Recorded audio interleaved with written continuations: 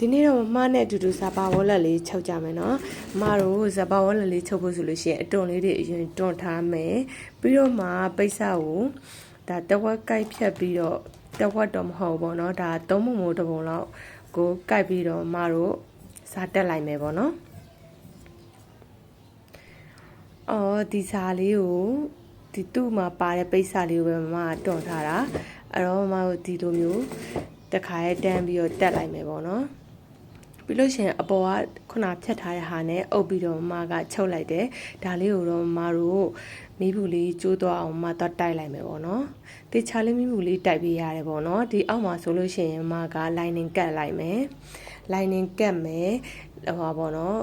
ပြီးတော့ဖော့ကပ်ဖြူလေးကတ်အောင်မယ်နော်အဲ့ဒါမှမတို့တော့တင်းတင်းလေးနေမယ်ပေါ့နော်ဒီအိတ်လေးရပေါ့နော်အဲ့တော့မတို့မိဘူးလေးတက်ပြီးပြီဆိုလို့ရှိရင်ဒါလေးရပတ်တန်လေး24အမြင့်ရ15စင်တီမီတာရှိရယ်နှစ်ရွက်ပေါ့နော်ပြီးလို့ရှိရင်မတို့ဒါဖော့ကပ်ဖြူလေးကို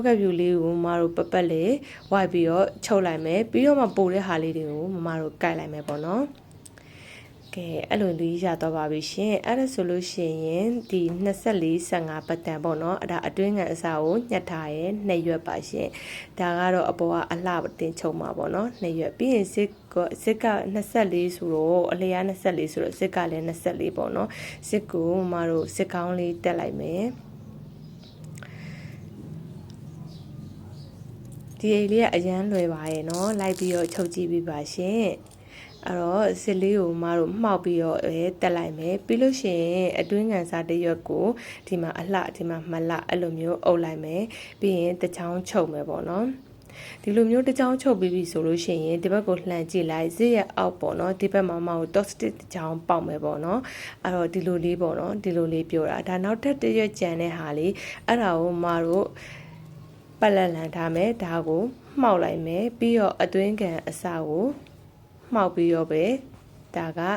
အလှပေါ့နော်အဲ့လိုမျိုးအုပ်ပြီးတော့မကိုတင်လိုက်မယ်အဲ့ဒါကိုမကိုတချောင်းချုံမယ်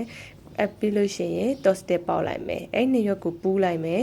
ကဲအခုမချစ်ပြထားတဲ့ဟာလေးကိုတော့မချုပ်ဘူးကြံတဲ့ဟာတွေအားလုံးပတ်လဲ1 city ချုပ်လိုက်မယ်ဒီမှာအပေါက်ကြံခဲ့ပြီအဲ့အပေါက်ကိုမတို့အဲ့အပေါက်ကနေရှိရဲ့အဲ့အကုန်လုံးထိုးထုတ်လိုက်မယ်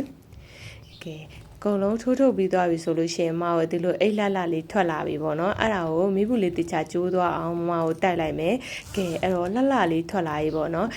စစ်လေးကလည်းကောင်းတယ်ဒီထဲမှာအပေါက်ရှိရနော်ပြန်ချုပ်ဖို့မမေ့နဲ့အောင်အဲ့တော့မကနောက်ထပ်ဗီဒီယိုတွေတင်ပေးသွားမယ်မရဲ့ဒီ